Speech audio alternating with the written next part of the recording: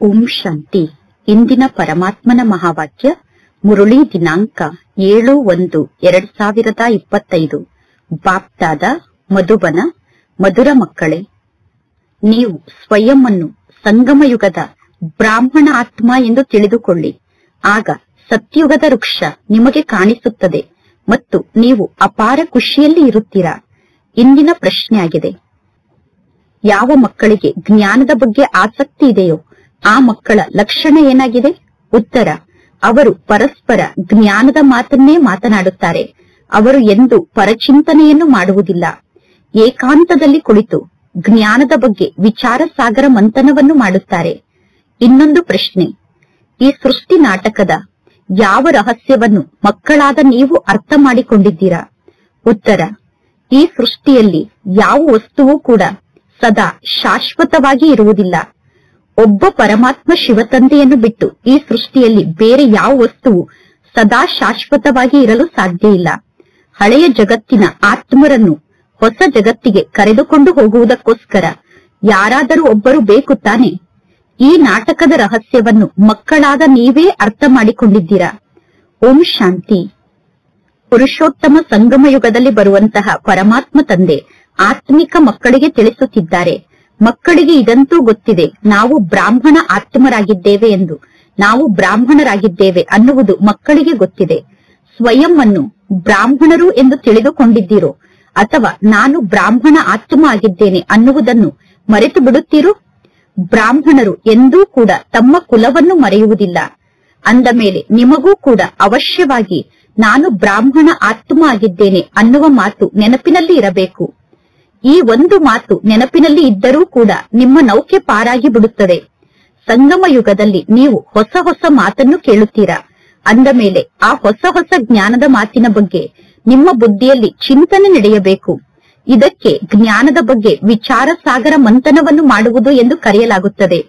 ನೀವೀಗ ರೂಪ ಬಸಂತ್ ಆಗಿದ್ದೀರಾ, ಅಂದರೆ ನೀವೀಗ ಜ್ಞಾನಿಗಳೂ ಕೂಡ ಆಗಿದ್ದೀರಾ ಮತ್ತು ಯೋಗಿಗಳೂ ಕೂಡ ಆಗಿದ್ದೀರಾ. ಆತ್ಮರಾದ ನಿಮ್ಮಲ್ಲಿ ಸಂಪೂರ್ಣ ಜ್ಞಾನ ತುಂಬುತ್ತಿದೆ. ಅಂದ ಮೇಲೆ ಜ್ಞಾನ ರತ್ನ ನಿಮ್ಮ ಬಾಯಿಂದ ಸದಾ ಬರಬೇಕು. ಸ್ವಯಂ ಅನ್ನು ಸಂಗಮ ಯುಗದ ಬ್ರಾಹ್ಮಣ ಆತ್ಮ ಎಂದು ತಿಳಿದುಕೊಳ್ಳಬೇಕು. ಕೆಲವರು ತಮ್ಮನ್ನು ತಾವು ಸಂಗಮ ಯುಗದ ಬ್ರಾಹ್ಮಣ ಆತ್ಮರು ಎಂದು ತಿಳಿದುಕೊಂಡಿಲ್ಲ. ಒಂದು ವೇಳೆ ಸ್ವಯಂ ಅನ್ನು ಸಂಗಮ ಯುಗದ ನಿವಾಸಿ ಎಂದು ತಿಳಿದುಕೊಂಡರೆ ಸತ್ಯುಗದ ವೃಕ್ಷ ನಿಮಗೆ ಕಾಣಿಸುತ್ತದೆ ಮತ್ತು ನಿಮಗೆ ಅಪಾರ ಖುಷಿ ಇರುತ್ತದೆ. ಪರಮಾತ್ಮ ತಂದೆ ಯಾವ ಜ್ಞಾನದ ಮಾತನ್ನು ತಿಳಿಸುತ್ತಾರೋ ಆ ಜ್ಞಾನವನ್ನು ಆಂತರ್ಯದಲ್ಲಿ ಪುನರಾವರ್ತನೆ ಮಾಡಬೇಕು. ಅಂದರೆ ತಂದೆ ತಿಳಿಸುವ ಜ್ಞಾನವನ್ನು ಆಂತರ್ಯದಲ್ಲಿ ರಿಪೀಟ್ ಮಾಡಬೇಕು. ನಾನು ಸಂಗಮ ಯುಗದ ನಿವಾಸಿಯಾಗಿದ್ದೇನೆ ಅನ್ನುವ ಮಾತು ಮಕ್ಕಳಾದ ನಿಮಗೆ ಮಾತ್ರ ಗೊತ್ತಿದೆ. ನಿಮ್ಮನ್ನು ಬಿಟ್ಟು ಬೇರೆ ಯಾರಿಗೂ ಕೂಡ ನಾನು ಸಂಗಮ ಯುಗದ ನಿವಾಸಿ ಅನ್ನುವುದು ಗೊತ್ತಿಲ್ಲ. ಈ ಸಂಗಮ ಯುಗದ ಶಿಕ್ಷಣ ಬಹಳಷ್ಟು ಸಮಯವನ್ನು ತೆಗೆದುಕೊಳ್ಳುತ್ತದೆ. ಅಂದರೆ ಸಂಗಮ ಯುಗದ ಶಿಕ್ಷಣವನ್ನು ಕಲಿಯಲು ಬಹಳಷ್ಟು ಸಮಯ ಬೇಕಾಗುತ್ತದೆ. ಇದೊಂದೇ ಇಂತಹ ಶಿಕ್ಷಣ ಆಗಿದೆ. ಈ ಶಿಕ್ಷಣದ ಮೂಲಕ ನಾವು ನರನಿಂದ ನಾರಾಯಣ ಆಗುತ್ತೇವೆ. ಇದೊಂದೇ ಇಂತಹ ಶಿಕ್ಷಣ ಆಗಿದೆ. ಈ ಶಿಕ್ಷಣ ನರನನ್ನು ನಾರಾಯಣನನ್ನಾಗಿ ಮಾಡುತ್ತದೆ. ನರಕವಾಸಿಗಳನ್ನು ಸ್ವರ್ಗವಾಸಿಯನ್ನಾಗಿ ಮಾಡುವಂತಹ ಶಿಕ್ಷಣ ಈ ಶಿಕ್ಷಣ ಆಗಿದೆ. ಈ ಶಿಕ್ಷಣವನ್ನು ಕಲಿತು ನಾವು ನರನಿಂದ ನಾರಾಯಣ ಆಗುತ್ತೇವೆ ಅಥವಾ ನರಕದ ನಿವಾಸಿಗಳಿಂದ ಸ್ವರ್ಗದ ನಿವಾಸಿಯಾಗುತ್ತೇವೆ ಅನ್ನುವ ಮಾತು ನೆನಪಿನಲ್ಲಿ ಇದ್ದರೂ ಕೂಡ ನಿಮಗೆ ಖುಷಿ ಇರುತ್ತದೆ. ನಾವು ದೇವತೆಗಳಾಗುತ್ತಿದ್ದೇವೆ, ಅಂದರೆ ಸ್ವರ್ಗದ ನಿವಾಸಿಗಳಾಗುತ್ತಿದ್ದೇವೆ. ಯಾರು ಸಂಗಮ ಯುಗದ ನಿವಾಸಿಗಳಾಗಿದ್ದಾರೋ ಅವರೇ ಸ್ವರ್ಗದ ನಿವಾಸಿಗಳಾಗುತ್ತಾರೆ.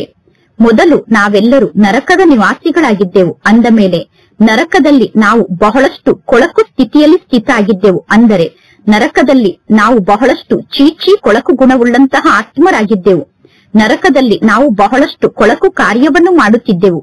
ಈಗ ಆ ಕೊಳಕು ಸಂಸ್ಕಾರವನ್ನು ಸಮಾಪ್ತಿ ಮಾಡಿಕೊಳ್ಳಬೇಕು. ಅಂದರೆ ಕೆಟ್ಟ ಗುಣಗಳನ್ನು ಸಮಾಪ್ತಿ ಮಾಡಿಕೊಳ್ಳಬೇಕು. ನಾವೀಗ ಮನುಷ್ಯರಿಂದ ದೇವತೆಗಳಾಗಬೇಕು, ಸ್ವರ್ಗದ ನಿವಾಸಿಗಳಾಗಬೇಕು. ಯಾವುದಾದರೂ ವ್ಯಕ್ತಿಯ ಪತ್ನಿ ಸತ್ತರೆ ನೀವು ಅವರನ್ನು ಕೇಳಿ, ನಿಮ್ಮ ಪತ್ನಿ ಎಲ್ಲಿದ್ದಾರೆ ಎಂದು. ಆಗ ಆ ಪತಿ ಹೇಳುತ್ತಾರೆ, ನನ್ನ ಪತ್ನಿ ಸ್ವರ್ಗದ ನಿವಾಸಿಯಾದರು ಎಂದು. ಸ್ವರ್ಗ ಅಂದರೆ ಏನು ಅನ್ನುವುದು ಅವರಿಗೆ ಗೊತ್ತಿಲ್ಲ. ಒಂದು ವೇಳೆ ನಿಮ್ಮ ಪತ್ನಿ ಸ್ವರ್ಗದ ನಿವಾಸಿಯಾಗಿದ್ದಾರೆ ಅಂದ ಮೇಲೆ ನಿಮಗೆ ಬಹಳಷ್ಟು ಖುಷಿಯಾಗಬೇಕು ತಾನೆ? ಈಗ ಮಕ್ಕಳಾದ ನೀವು ಈ ಎಲ್ಲಾ ಜ್ಞಾನದ ಮಾತನ್ನು ಅರ್ಥ ಮಾಡಿಕೊಂಡಿದ್ದೀರಾ. ನಿಮ್ಮ ಆಂತರ್ಯದಲ್ಲಿ ವಿಚಾರ ನಡೆಯುತ್ತಿರಬೇಕು. ಈಗ ನಾವು ಸಂಗಮ ಯುಗದ ನಿವಾಸಿಗಳಾಗಿದ್ದೇವೆ, ನಾವೀಗ ಪಾವನ ಆಗುತ್ತಿದ್ದೇವೆ ಅನ್ನುವ ವಿಚಾರ ನಿಮ್ಮ ಬುದ್ಧಿಯಲ್ಲಿ ನಡೆಯುತ್ತಿರಬೇಕು. ಸ್ವರ್ಗದ ಆಸ್ತಿಯನ್ನು ನಾವು ಪರಮಾತ್ಮ ತಂದೆಯ ಮೂಲಕ ಪಡೆದುಕೊಳ್ಳುತ್ತಿದ್ದೇವೆ. ಗಳಿಗೆ ಗಳಿಗೆಗೂ ಈ ಜ್ಞಾನವನ್ನು ಸ್ಮರಣೆ ಮಾಡಬೇಕು. ನಾವೀಗ ಸ್ವರ್ಗದ ಆಸ್ತಿಯನ್ನು ತಂದೆಯ ಮೂಲಕ ಪಡೆದುಕೊಳ್ಳುತ್ತಿದ್ದೇವೆ ಅನ್ನುವ ಮಾತನ್ನು ಗಳಿಗೆ ಗಳಿಗೆಗೂ ಸ್ಮರಣೆ ಮಾಡಬೇಕು. ಈ ಮಾತನ್ನು ಎಂದೂ ಮರೆಯಬಾರದು. ಆದರೆ ಮಾಯೆ ಪರಮಾತ್ಮ ತಂದೆಯ ನೆನಪನ್ನು ಮರೆಸಿ ನಮ್ಮನ್ನು ಸಂಪೂರ್ಣ ಕಲಿಯುಗದ ನಿವಾಸಿಯನ್ನಾಗಿ ಮಾಡಿಬಿಡುತ್ತದೆ. ಮಕ್ಕಳು ಹೇಗೆ ವರ್ತನೆಯನ್ನು ಮಾಡುತ್ತಾರೆ ಅಂದರೆ, ಅವರನ್ನು ನೋಡಿದ ತಕ್ಷಣ ಇವರು ಸಂಪೂರ್ಣ ಕಲಿಯುಗದ ನಿವಾಸಿಗಳಾಗಿದ್ದಾರೆ ಎಂದು ಎಲ್ಲರಿಗೂ ಅನುಭವ ಆಗುತ್ತದೆ. ಅಂದರೆ ಸಂಪೂರ್ಣ ಕಲಿಯುಗದ ನಿವಾಸಿಗಳಂತೆ ಮಕ್ಕಳು ವರ್ತನೆಯನ್ನು ಮಾಡುತ್ತಾರೆ. ಮಕ್ಕಳಿಗೆ ಆ ಖುಷಿಯ ನಶೆ ಏರುವುದೇ ಇಲ್ಲ.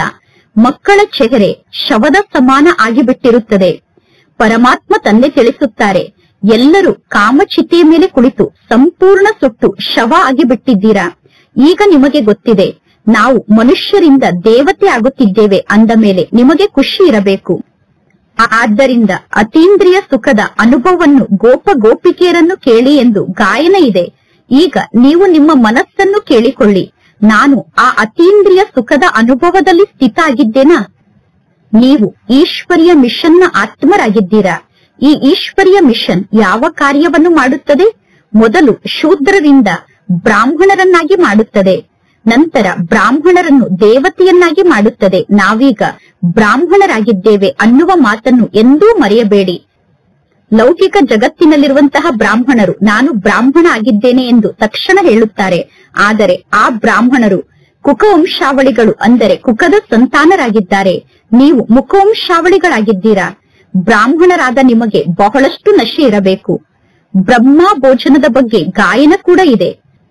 ನೀವು ಯಾರಿಗಾದರೂ ಬ್ರಹ್ಮ ಭೋಜನವನ್ನು ಊಟ ಮಾಡಿಸಿದರೆ ಅವರು ಬಹಳಷ್ಟು ಖುಷಿ ಪಡುತ್ತಾರೆ. ಅಂದರೆ ಯಾರಿಗಾದರೂ ಬ್ರಹ್ಮ ಭೋಜನವನ್ನು ಸ್ವೀಕಾರ ಮಾಡಿಸಿದರೆ ಅವರಿಗೆ ಬಹಳಷ್ಟು ಖುಷಿಯಾಗುತ್ತದೆ. ನಾನು ಪವಿತ್ರ ಬ್ರಾಹ್ಮಣ ಆತ್ಮರ ಕೈಯಿಂದ ತಯಾರಾದ ಬ್ರಹ್ಮ ಭೋಜನವನ್ನು ಸ್ವೀಕಾರ ಮಾಡುತ್ತಿದ್ದೇನೆ ಅನ್ನುವ ಖುಷಿ ಅವರಿಗೆ ಇರುತ್ತದೆ.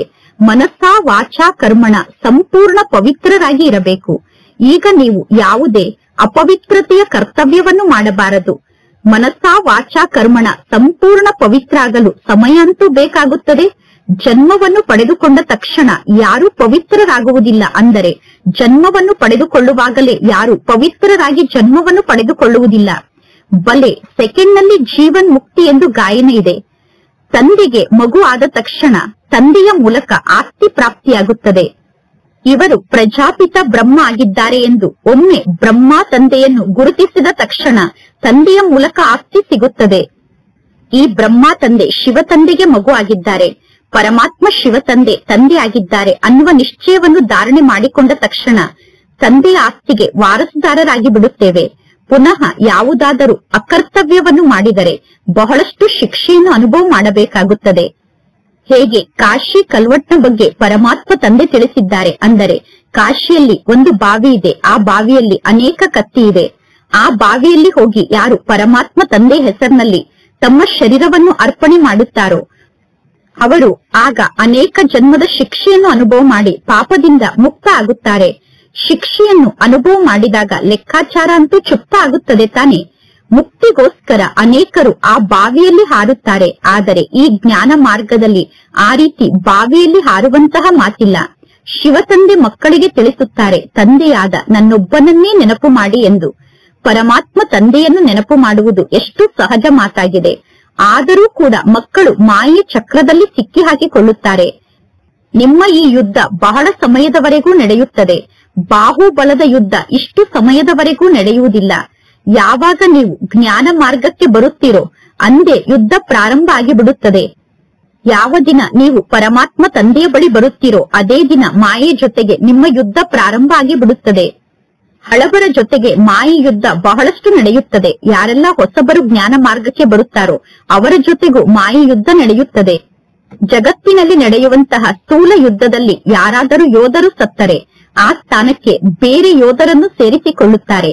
ಈ ಜ್ಞಾನ ಮಾರ್ಗದಲ್ಲಿ ಯಾರಾದರೂ ಸತ್ತರೆ ಪುನಃ ಈಶ್ವರನ ಮಕ್ಕಳ ಸಂಖ್ಯೆ ವೃದ್ಧಿಯಾಗುತ್ತಾ ಹೋಗುತ್ತದೆ. ವೃಕ್ಷ ದೊಡ್ಡದಾಗಲೇಬೇಕು ತಾನೆ. ಪರಮಾತ್ಮ ತಂದೆ ಮಧುರಾತಿ ಮಧುರ ಮಕ್ಕಳಿಗೆ ತಿಳಿಸುತ್ತಾರೆ, ಪರಮಾತ್ಮ ತಂದೆ ನನಗೆ ತಂದೆಯಾಗಿದ್ದಾರೆ. ಪರಮಾತ್ಮ ತಂದೆ ಪರಮ ಶಿಕ್ಷಕ ಆಗಿದ್ದಾರೆ, ಪರಮಾತ್ಮ ತಂದೆ ಸದ್ಗುರು ಆಗಿದ್ದಾರೆ ಅನ್ನುವುದು ಸದಾ ನೆನಪಿನಲ್ಲಿ ಇರಬೇಕು. ಶ್ರೀಕೃಷ್ಣನಿಗೆ ಸದ್ಗುರು, ತಂದೆ, ಟೀಚರ್ ಎಂದು ಕರೆಯಲು ಸಾಧ್ಯ ಇಲ್ಲ. ಈಗ ನಿಮಗೆ ಸರ್ವರ ಕಲ್ಯಾಣವನ್ನು ಮಾಡುವಂತಹ ಆಸಕ್ತಿ ಇರಬೇಕು. ಮಹರತಿ ಮಕ್ಕಳು ಸೇವೆಯಲ್ಲಿ ತೊಡಗಿದ್ದಾರೆ. ಆ ಮಹರತಿ ಮಕ್ಕಳಿಗೆ ಬಹಳಷ್ಟು ಖುಷಿ ಇರುತ್ತದೆ. ಯಾವ ಸ್ಥಾನದಿಂದ ಈಶ್ವರನ ಸೇವೆಗೋಸ್ಕರ ನಿಮಂತ್ರಣ ಸಿಗುತ್ತದೆಯೋ, ಸೇವೆಯನ್ನು ಮಾಡುವುದಕ್ಕೋಸ್ಕರ ಮಹರತಿ ಮಕ್ಕಳು ಆ ಸ್ಥಾನಕ್ಕೆ ಓಡಿ ಹೋಗುತ್ತಿರುತ್ತಾರೆ. ಪ್ರದರ್ಶನದ ಸೇವೆಯ ಕಮಿಟಿಯಲ್ಲಿ ಒಳ್ಳೊಳ್ಳೆ ಮಕ್ಕಳನ್ನು ಜ್ಞಾನ ಹೇಳುವುದಕ್ಕೋಸ್ಕರ ಆರಿಸಿಕೊಳ್ಳಲಾಗುತ್ತದೆ. ಆ ಮಕ್ಕಳಿಗೆ ಆದೇಶ ಸಿಗುತ್ತದೆ, ಸೇವೆಯನ್ನು ಮಾಡುತ್ತಾ ಇರಿ ಎಂದು. ಯಾರು ಸೇವೆಯನ್ನು ಮಾಡುತ್ತಾರೋ ಆ ಸೇವೆಯನ್ನು ಮಾಡುವಂತಹ ಸೇವಾದಾರಿಗಳನ್ನು ನೋಡಿ ಎಲ್ಲರೂ ಹೇಳುತ್ತಾರೆ, ಈಶ್ವರಿಯ ಮಿಷನ್ನ ಒಳ್ಳೆಯ ಮಕ್ಕಳು ಇವರಾಗಿದ್ದಾರೆ ಎಂದು. ಅಂತಹ ಮಕ್ಕಳನ್ನು ನೋಡಿ ಪರಮಾತ್ಮ ತಂದೆ ಕೂಡ ಖುಷಿ ಪಡುತ್ತಾರೆ. ಈ ಮಕ್ಕಳು ಬಹಳ ಚೆನ್ನಾಗಿ ಸೇವೆಯನ್ನು ಮಾಡುತ್ತಿದ್ದಾರೆ ಎಂದು ತಂದೆಗೂ ಕೂಡ ಖುಷಿಯಾಗುತ್ತದೆ.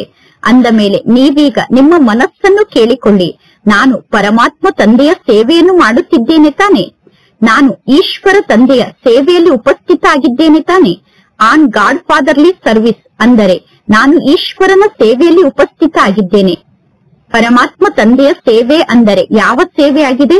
ಎಲ್ಲರಿಗೂ ಮನ್ಮನಾಭವ ಅನ್ನುವ ಸಂದೇಶವನ್ನು ತಿಳಿಸಬೇಕು. ಇದೇ ಈಶ್ವರನ ಸೇವೆ ಆಗಿದೆ. ಆದಿ ಮಧ್ಯ ಅಂತ್ಯದ ಜ್ಞಾನ ಬುದ್ಧಿಯಲ್ಲಿ ಇದೆ. ಸ್ವದರ್ಶನ ಚಕ್ರಧಾರಿ ಅನ್ನುವುದೇ ನಿಮ್ಮ ಹೆಸರಾಗಿದೆ.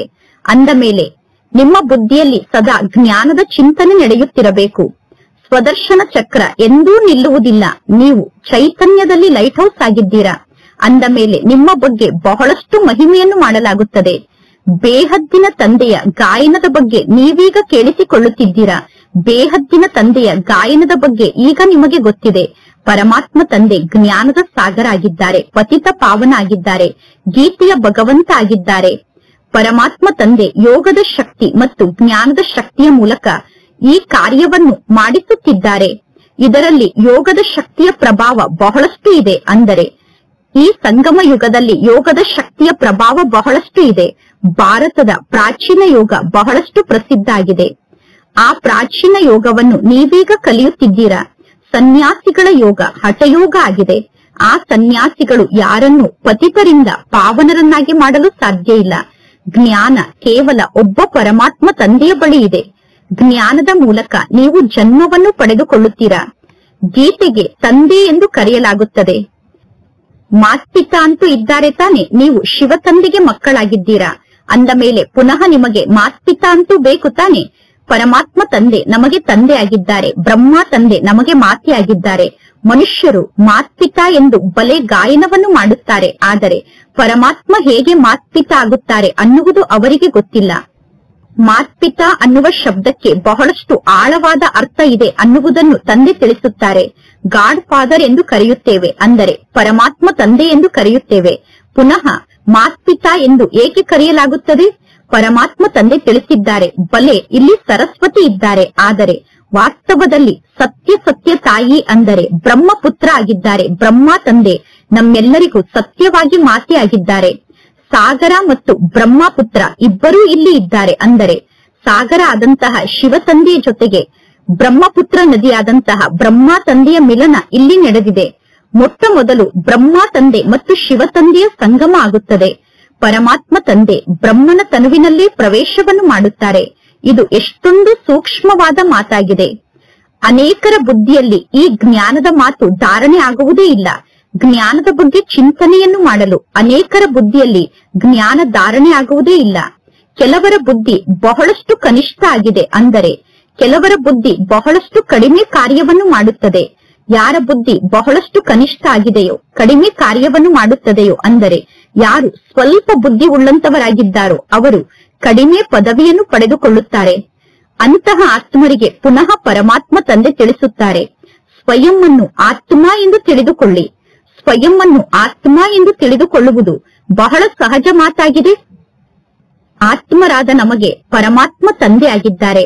ಪರಮಾತ್ಮ ತಂದೆ ಆತ್ಮರಾದ ನಿಮಗೆ ತಿಳಿಸುತ್ತಾರೆ, ತಂದೆಯಾದ ನನ್ನೊಬ್ಬನನ್ನೇ ನೀವು ನೆನಪು ಮಾಡಿ, ಆಗ ನಿಮ್ಮ ವಿಕರ್ಮ ವಿನಾಶ ಆಗುತ್ತದೆ. ಪರಮಾತ್ಮ ತಂದೆಯನ್ನು ನೆನಪು ಮಾಡುವುದೇ ಮುಖ್ಯ ಮಾತಾಗಿದೆ. ಯಾರ ಬುದ್ಧಿ ಡಲ್ ಆಗಿದೆಯೋ, ಅಂದರೆ ಯಾರು ಬುದ್ಧಿಹೀನರಾಗಿದ್ದಾರೋ ಅವರು ಇಂತಹ ದೊಡ್ಡ ಜ್ಞಾನದ ಮಾತನ್ನು ಅರ್ಥ ಮಾಡಿಕೊಳ್ಳಲು ಸಾಧ್ಯ ಆಗುವುದಿಲ್ಲ. ಆದ್ದರಿಂದ ಭಗವದ್ಗೀತೆಯಲ್ಲೂ ಕೂಡ ಮನ್ಮನಾಭವ ಅನ್ನುವ ಶಬ್ದ ಇದೆ. ಎಲ್ಲಾ ಮಕ್ಕಳು ಪರಮಾತ್ಮ ತಂದೆಗೆ ಪತ್ರವನ್ನು ಬರೆಯುತ್ತಾರೆ, ಬಾಬಾ ನೆನಪಿನ ಯಾತ್ರೆ ಬಹಳಷ್ಟು ಕಠಿಣ ಆಗಿದೆ, ಗಳಿಗೆ ಗಳಿಗೆಗೂ ನಿಮ್ಮ ನೆನಪು ಮರೆತು ಹೋಗುತ್ತದೆ ಎಂದು. ಕೆಲವರು ಕೆಲವೊಂದು ಮಾತಿನಲ್ಲಿ ಸೋತು ಬಿಡುತ್ತಾರೆ, ಇನ್ನು ಕೆಲವೊಂದು ಮಾತಿನಲ್ಲಿ ಸೋಲುತ್ತಾರೆ. ಇದು ಬಾಕ್ಸಿಂಗ್ ಆಗಿದೆ. ಮಾಯೆ ಮತ್ತು ಈಶ್ವರನ ಮಕ್ಕಳ ಬಾಕ್ಸಿಂಗ್ ನಡೆಯುತ್ತಿದೆ. ಈ ಬಾಕ್ಸಿಂಗ್ ನ ಬಗ್ಗೆ ಜಗತ್ತಿನಲ್ಲಿ ಬೇರೆ ಯಾರಿಗೂ ಗೊತ್ತಿಲ್ಲ. ಪರಮಾತ್ಮ ತಂದೆ ತಿಳಿಸಿದ್ದಾರೆ, ಮಾಯೆ ಮೇಲೆ ವಿಜಯವನ್ನು ಪಡೆದುಕೊಂಡು ಕರ್ಮಾತೀತ ಸ್ಥಿತಿಯನ್ನು ರೂಪಿಸಿಕೊಳ್ಳಬೇಕು. ಮೊಟ್ಟ ಮೊದಲು ಕರ್ಮ ಸಂಬಂಧದಲ್ಲಿ ನೀವೆಲ್ಲರೂ ಬರುತ್ತೀರಾ. ಸತ್ಯಯುಗದಲ್ಲಿ ನೀವು ಕರ್ಮದ ಸಂಬಂಧದಲ್ಲಿ ಬರುತ್ತೀರಾ. ಕರ್ಮ ಸಂಬಂಧದಲ್ಲಿ ಬರುತ್ತಾ ಬರುತ್ತಾ ಅರ್ಧ ಕಲ್ಪದ ನಂತರ ನೀವು ಕರ್ಮ ಬಂಧನದಲ್ಲಿ ಬಂಧಿತರಾಗಿದ್ದೀರಾ. ಮೊಟ್ಟ ಮೊದಲು ಆತ್ಮ ಪವಿತ್ರ ಆಗಿತ್ತು. ಮೊದಲು ಆತ್ಮಕ್ಕೆ ಸುಖದ ಕರ್ಮ ಬಂಧನವೂ ಇರಲಿಲ್ಲ, ದುಃಖದ ಕರ್ಮ ಬಂಧನವೂ ಇರಲಿಲ್ಲ. ನಂತರ ನಾವು ಸುಖದ ಸಂಬಂಧದಲ್ಲಿ ಬಂದೆವು.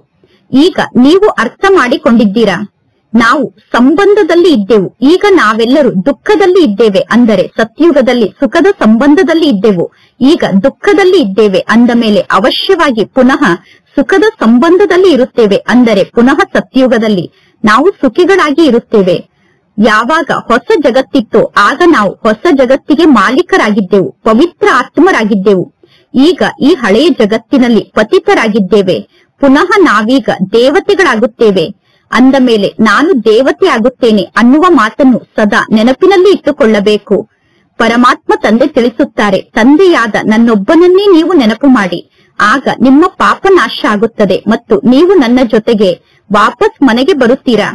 ಈಗ ನಾವು ಮೊದಲು ಶಾಂತಿಧಾಮಕ್ಕೆ ಹೋಗಿ ನಂತರ ಸುಖಧಾಮದಲ್ಲಿ ಬರುತ್ತೇವೆ. ಮೊಟ್ಟ ಮೊದಲು ವಾಪಸ್ ಮನೆಗೆ ಹೋಗಬೇಕು.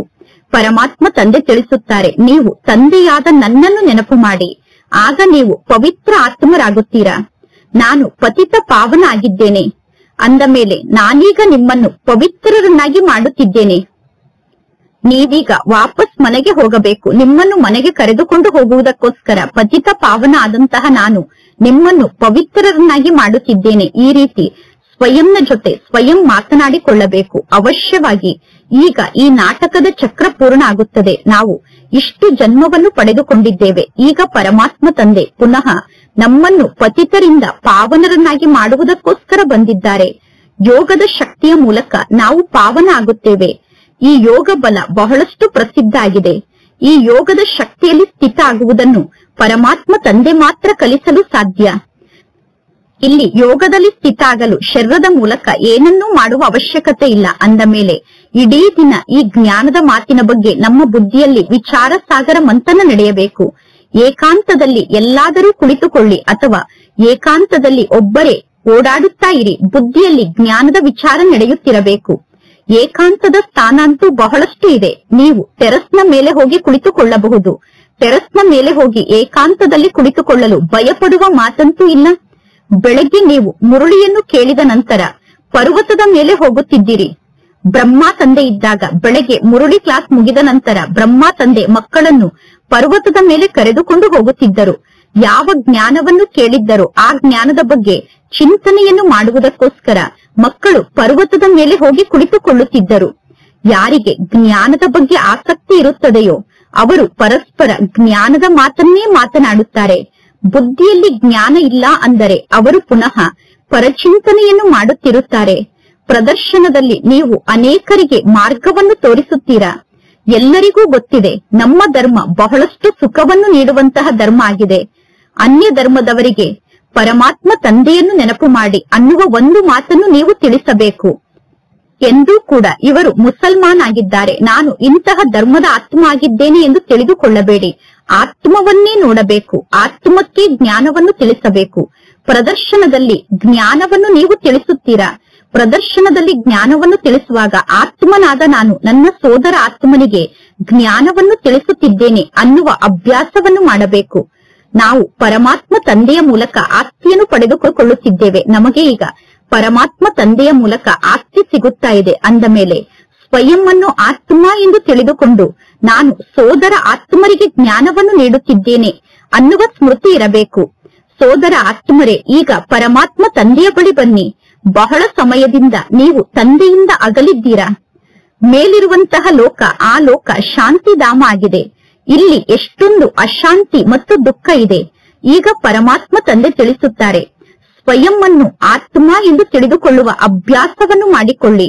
ಆಗ ಹೆಸರು ರೂಪ ಮರೆತು ಹೋಗುತ್ತದೆ ಮತ್ತು ದೇಹದ ಎಲ್ಲಾ ವಸ್ತುಗಳು ಮರೆತು ಹೋಗುತ್ತದೆ.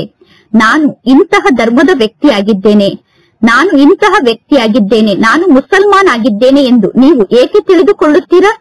ಸ್ವಯಂ ಅನ್ನು ಆತ್ಮ ಎಂದು ತಿಳಿದುಕೊಂಡು ಅನ್ಯರಿಗೆ ಜ್ಞಾನವನ್ನು ತಿಳಿಸಿ. ಇವರು ಒಳ್ಳೆಯ ಆತ್ಮ ಆಗಿದ್ದಾರೋ ಅಥವಾ ಕೆಟ್ಟ ಆತ್ಮ ಆಗಿದ್ದಾರೋ ಅನ್ನುವುದನ್ನು ನೀವು ಅರ್ಥ ಮಾಡಿಕೊಳ್ಳಬಹುದು. ಕೆಟ್ಟವರಿಂದ ನೀವು ಬಹಳ ದೂರಕ್ಕೆ ಓಡಿ ಹೋಗಬೇಕು ಎಂದು ಆತ್ಮವನ್ನು ನೋಡಿ ಹೇಳಲಾಗುತ್ತದೆ. ಈಗ ನೀವೆಲ್ಲರೂ ಬೇಹದ್ದಿನ ತಂದೆಗೆ ಮಕ್ಕಳಾಗಿದ್ದೀರಾ. ನೀವೆಲ್ಲರೂ ಈ ನಾಟಕದಲ್ಲಿ ಪಾತ್ರವನ್ನು ಅಭಿನಯ ಮಾಡಿದ್ದೀರಾ. ಈಗ ನೀವು ವಾಪಸ್ ಮನೆಗೆ ಹೋಗಬೇಕು. ನೀವೀಗ ಪಾವನ ಆತ್ಮರಾಗಬೇಕು. ಅಂದ ಮೇಲೆ ಅವಶ್ಯವಾಗಿ ನೀವು ಪರಮಾತ್ಮ ತಂದೆಯನ್ನು ನೆನಪು ಮಾಡಬೇಕು. ನೀವು ಪಾವನ ಆತ್ಮರಾದರೆ ಪಾವನ ಜಗತ್ತಿಗೆ ಮಾಲೀಕರಾಗುತ್ತೀರಾ. ಪರಮಾತ್ಮ ತಂದೆ ತಿಳಿಸುತ್ತಾರೆ, ನೀವೀಗ ನಿಮ್ಮ ನಾಲಿಗೆಯ ಮೂಲಕ ಪ್ರತಿಜ್ಞೆಯನ್ನು ಮಾಡಬೇಕು, ಅಂದರೆ ಶಬ್ದದ ಮೂಲಕ ಪ್ರತಿಜ್ಞೆಯನ್ನು ಮಾಡಬೇಕು. ಪರಮಾತ್ಮ ತಂದೆ ತಿಳಿಸುತ್ತಾರೆ, ಮಕ್ಕಳೇ ಪ್ರತಿಜ್ಞೆಯನ್ನು ಮಾಡಿ. ಪರಮಾತ್ಮ ತಂದೆ ಪವಿತ್ರರಾಗುವುದಕ್ಕೋಸ್ಕರ ಮಕ್ಕಳಿಗೆ ಯುಕ್ತಿಯನ್ನು ತಿಳಿಸುತ್ತಾರೆ. ಆತ್ಮರಾದ ನೀವೆಲ್ಲರೂ ಸೋದರ ಸೋದರರೇ ಆಗಿದ್ದೀರಾ. ನಂತರ ಶರೀರದಲ್ಲಿ ಬಂದಾಗ ನೀವು ಸೋದರ ಸೋದರಿಯರಾಗುತ್ತೀರಾ. ಸೋದರ ಸೋದರಿಯರು ಎಂದು ವಿಕಾರಕ್ಕೆ ವಶ ಆಗಲು ಸಾಧ್ಯ ಇಲ್ಲ. ಈಗ ನಾವು ಪವಿತ್ರರಾಗಿ ಪರಮಾತ್ಮ ತಂದೆಯನ್ನು ನೆನಪು ಮಾಡಿದರೆ ನಾವು ವಿಶ್ವಕ್ಕೆ ಮಾಲೀಕರಾಗುತ್ತೇವೆ.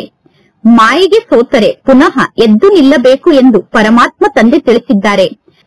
ನೀವು ಎಷ್ಟು ಚೆನ್ನಾಗಿ ಎದ್ದು ನಿಲ್ಲುತ್ತೀರೋ ಅಷ್ಟು ಜಾಸ್ತಿ ಪ್ರಾಪ್ತಿ ನಿಮಗೆ ಸಿಗುತ್ತದೆ. ಅಂದರೆ ಮಾಯೆ ಮೇಲೆ ವಿಜಯವನ್ನು ಪಡೆದುಕೊಂಡು ನೀವು ಯೋಗದಲ್ಲಿ ಎಷ್ಟು ಚೆನ್ನಾಗಿ ಎದ್ದು ನಿಲ್ಲುತ್ತೀರೋ ಅಷ್ಟು ಪ್ರಾಪ್ತಿ ಸಿಗುತ್ತದೆ. ಲಾಭ ಮತ್ತು ನಷ್ಟ ಅಂತೂ ಆಗುತ್ತದೆ ತಾನೆ. ಅರ್ಧ ಕಲ್ಪಕ್ಕೋಸ್ಕರ ಲಾಭ ಆಗುತ್ತದೆ, ಪುನಃ ರಾವಣ ರಾಜ್ಯದಲ್ಲಿ ಎಲ್ಲವನ್ನೂ ಕಳೆದುಕೊಳ್ಳುತ್ತೀರಾ, ಅಲ್ಲಿ ನಷ್ಟ ಆಗುತ್ತದೆ. ಲೆಕ್ಕ ಅಂತೂ ಇದೆ ತಾನೆ.